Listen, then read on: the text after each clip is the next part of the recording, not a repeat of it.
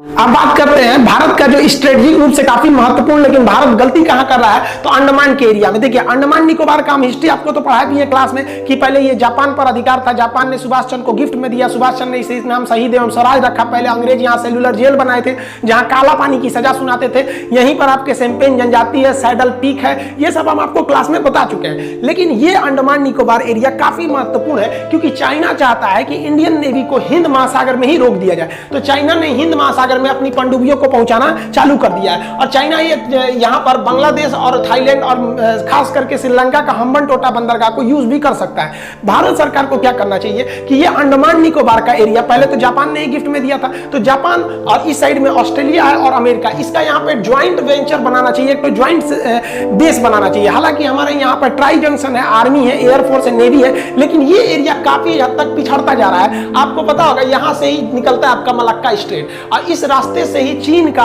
लगभग 70% व्यापार होता है। अतः अगर हम यहाँ अमेरिका को रख देंगे, जापान को रख देंगे, ऑस्ट्रेलिया को रख देंगे, भारत अपना खुद ही है, तो इससे जापान के मौजूदगी से, इन देशों के मौजूदगी से चाइना के ऊपर एक खासा टेंशन रहेगा और उसको ये टेंशन देना जरूरी है कि अगर जितना तुम पाकिस्तान का साथ दोगे, जितना हमारे अंदर घुस के टॉर्चर करोगे, हम तुम्हारे विद्रोहियों को यहाँ ले आके रखना चालू कर देंगे और इससे भारत को कोई खास टेंशन नहीं होगा। भारत सरकार यहाँ तो सबसे बड़ी गलती क्या करती है अंडमान निकोबार में, हमारे यहाँ के लोग टूरिस्ट के लिए दूसरे देश में जाते हैं, मालदीव जाते हैं, थाईलैंड घूमने जाते हैं, जबकि आप जाइएगा अंडमान निकोबार, इतना खूबसूरत जगह है अंडमान निकोबार। वहां पे पहाड़ियां इतनी अच्छी हैं कि आप अगर पहाड़ से समुद्र को देखते हैं ना, वहां किनारे का, तो उसका तल दिखाई देता है, इतना स्वच्छ है उसका। कुछ आइलैंड जहां पर टूरिस्ट का एकदम हेवन है, स्वर्ग बना सकते हैं आप टूरिस्ट के लिए। वहां पर आप कहीं इस तरह से व्यवस्था अगर लगा देंगे तो वहां के लोगों को बहुत सारे रोजगार मिल सकता है। वहां का सुंदरता, प्राकृतिक सुंदरता भी है, लेकिन समस्या क्या है कि भारत के लोग यहाँ जाएंगे कैसे, इसलिए गवर्नमेंट कोई एक्शन भी नहीं लेती है। देखिए शिप का जो यहाँ से यहाँ किराया है वो 4000 रुपया है। मान लीजिए आप किसी को 2 दिन के ट्रिप पे भेजते हैं तो एक दिन में 1000 का खाएगा, 2 दिन में 2000 का, यानी टोटल खर्चा उस पे 6000 का है। गवर्नमेंट को, कंपनियों को इनिशिएटिव लेनी चाहिए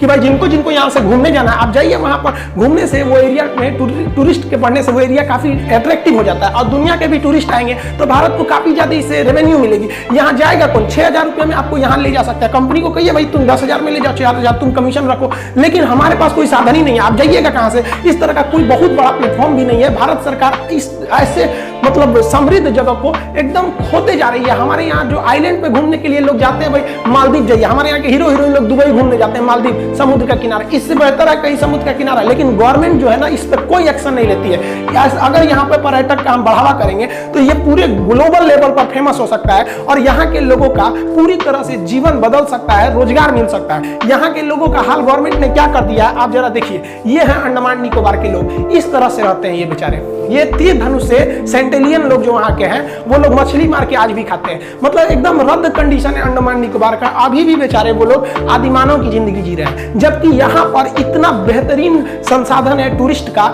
इतना बेहतरीन संसाधन है कि आप इनको डेवलप कर सकते हैं, इनकी जिंदगी को बदल सकते हैं। हम आपसे पूछते हैं इसके लिए क्या हम लोग जिम्मेदार नहीं है?